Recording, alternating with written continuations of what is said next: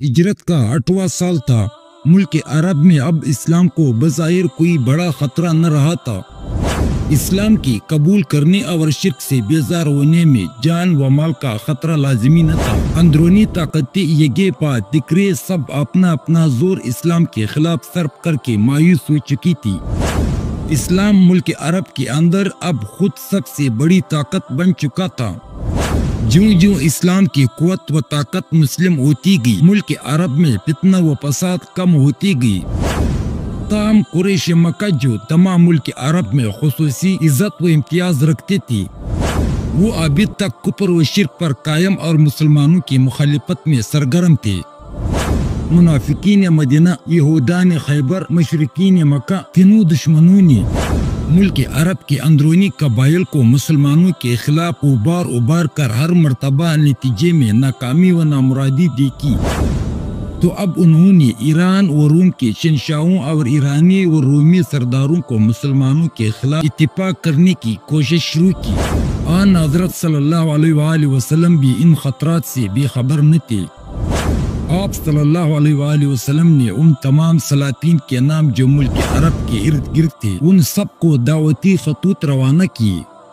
ان دعوتی خطوط نے اکثر درباروں میں بہت ہی اچھا اثر کیا، لیکن بعض سلاطین جو دشمنوں کی سازشوں اور کوششوں سے متاثر ہو چکے تھے، بجائے اس کے کہ آپ صلی اللہ علیہ وآلہ وسلم کی دعوت پر صلح اور سلامتی کی طرف متوجہ ہوتی، اور بھی زیادہ مخالفت پر مستعد ہو گئے۔ اب مسلمانوں کے لیے لازمی ہو گیا کہ ان بیرونی حملوں سے محفوظ رہنے کے لیے اپنے تدبیر عمل میں لائے۔ اگر کسی بیرونی بادشاہ کا حملہ مدینہ منورہ پر ہو جاتا تو ملک عرب کا اثرینو پھر مخالفت پر مستعد ہو جانا اور مسلمانوں کا کچلنا جانا یقینی تھا۔ آن حضرت صلی اللہ علیہ وآلہ وسلم نے جو تبلیغی و دعوتی خطوط سلاطین کے نام لکھے تھے، ان میں ایک خط حارث بن عمیر ازدی رضی اللہ عنہ کی ہاتھوں حاکم بصرہ کے نام روانہ کیا تھا۔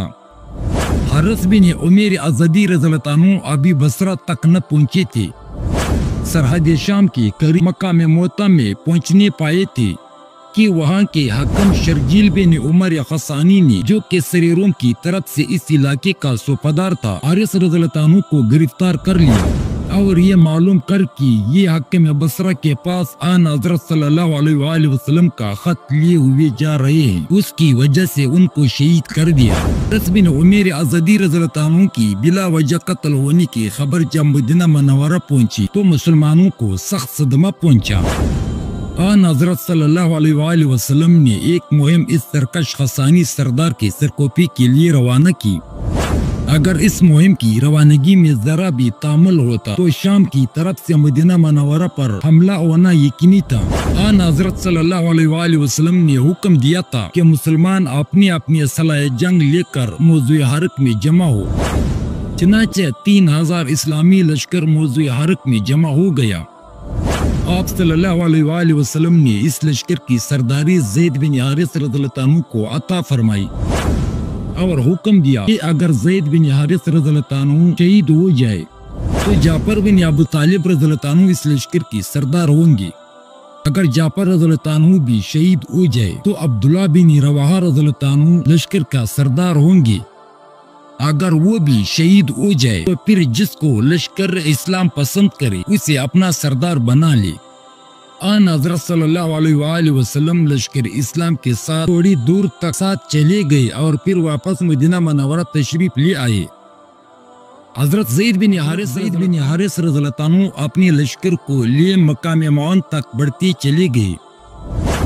مقام معن میں پہنچ کر خبر ملی کہ حاکم موطا شرجیل بن عمرو نے مسلمانوں کے مقابلے کے لیے 1,00,000 فوج فراہم کر رکھی ہے اور 1,00,000 فوج کے ساتھ موطا سے تھوڑی دور پیچھے وادی بلقا میں خود کیسر روم خیمزن ہے۔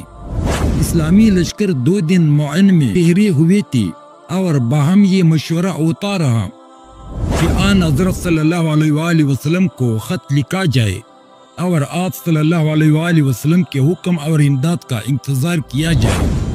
ابھی کوئی خاص رائے قائم نہ ہوئی تھی کہ عبداللہ بن رواحہ رضی اللہ عنہ نے بلند آواز سے لوگوں کو اپنی طرف مخاطب کر کے کہا کہ اے لوگوں، تم لوگ شہادت کی جستجو میں نکلے ہو۔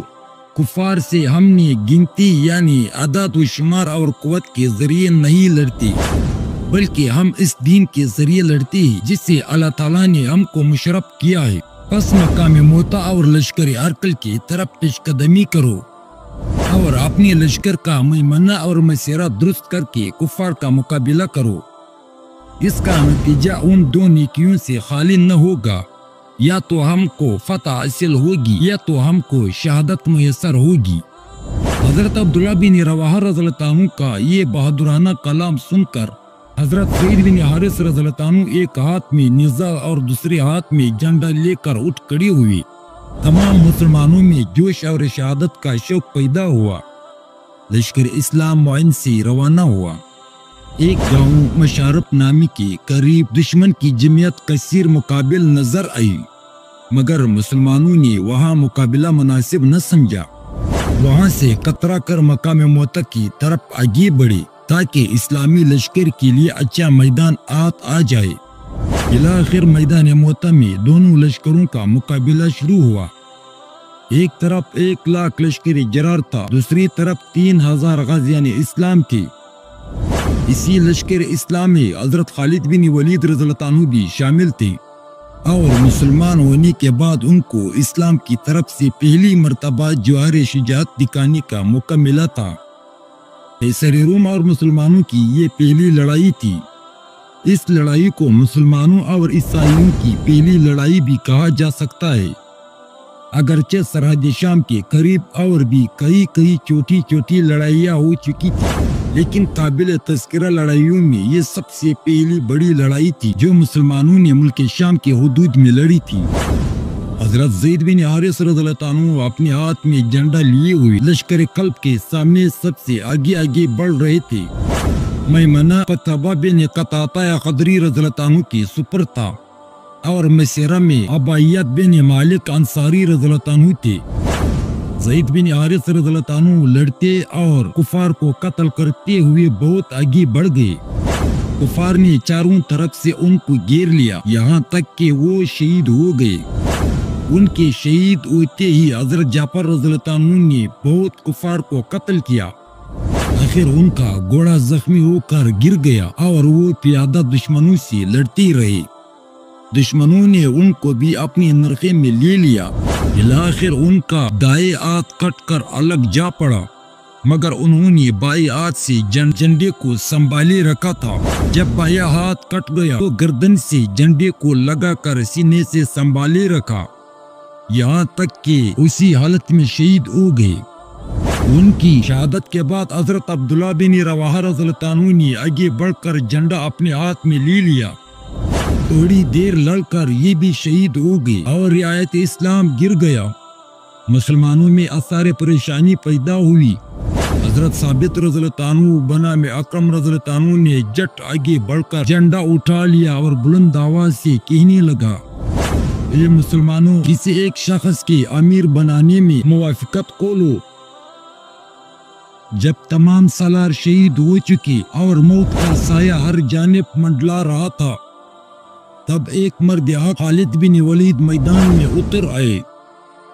وہ ہاتھ میں تلوار اٹھائے دشمن کی سمندر کے درمیان میں اتر آئے اور ہر ضرب سے تاریخ کا رخ مڑتے چلے گئے۔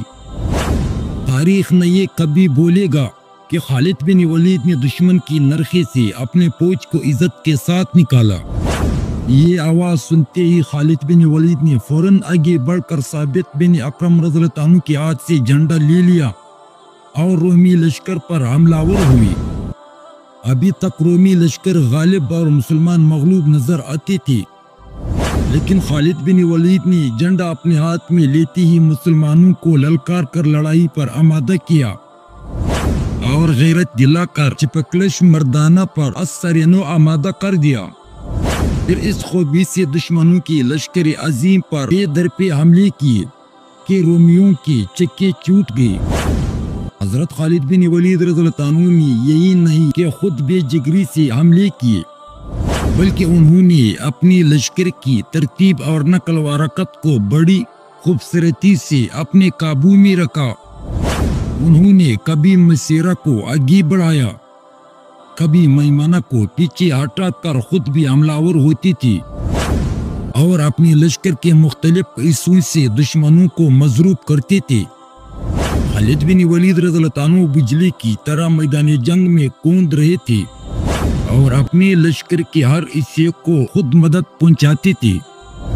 غرض صبح سے شام تک حضرت خالد بن ولید رضی اللہ عنہ نے اپنے 3000 غازیوں کو رومیوں کے 1,00,000 لشکر جرار سے لڑوایا۔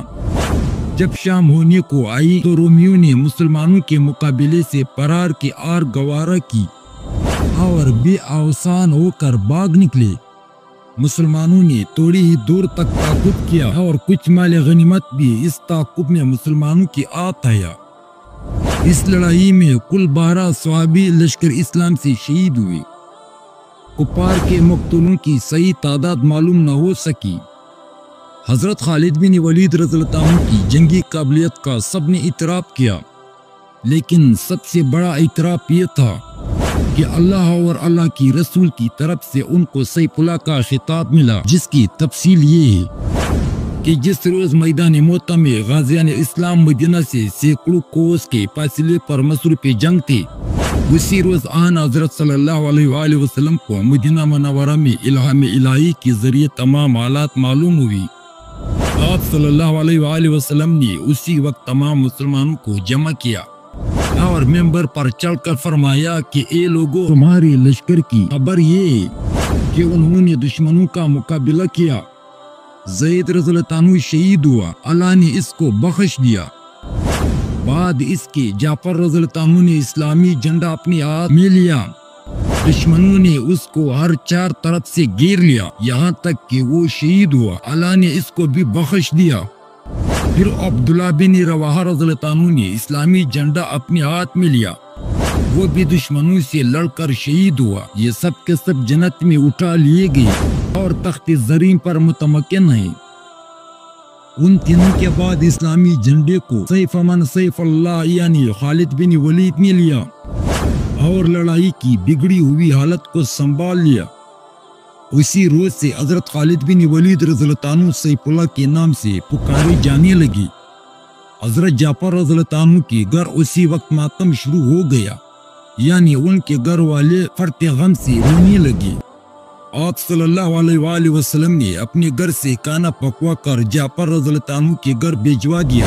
جب حضرت خالد بن ولید رضی اللہ عنہ اپنا فتمن لشکر لیے ہوئے مدینہ منورہ کے قریب پہنچے تو آن حضرت صلی اللہ علیہ وآلہ وسلم مدینہ سے نکل کر تک استقبال تشریف لے گئے۔